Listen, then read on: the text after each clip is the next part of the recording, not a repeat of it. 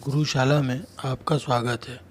आज हम जानेंगे कि जीवाश्म की आयु कैसे पता करते हैं।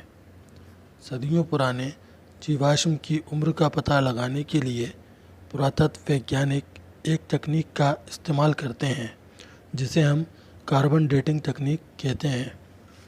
कार्बन डेटिंग के ज़रिए ही तारीखों का निर्धारण होता है और इतिहास और वैज्ञानिक तथ्यों की जानकारी हासिल करने में मदद मिलती है।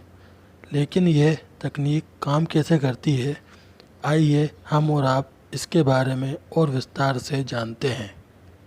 जीवाश्मों का अपना अतिरिक्त चक्र होता है। वैज्ञानिक इसमें मौजूद कार्बन के दो तरह के अणुओं कार्बन 12 और कार्बन 14 के बीच के अनुपात को निकालकर किसी भी जीवाश्म की उम्र का पता लगाते हैं। ये दोनों कार्बन एक तरह से ही व्यवहार करते हैं, लेकिन कार्बन 14 अस्थायी अर्थात रेडियोधर्मी होता है।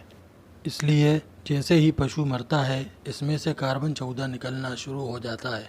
5703 वर्षों में मरे हुए पशु से आधे कार्बन 14 का क्षय हो जाता है।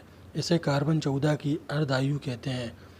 इसी तरह दूसरी अर्धायु 1/4 और तीसरी अर्धायु में कार्बन 14 का 8वां हिस्सा निकल जाता है।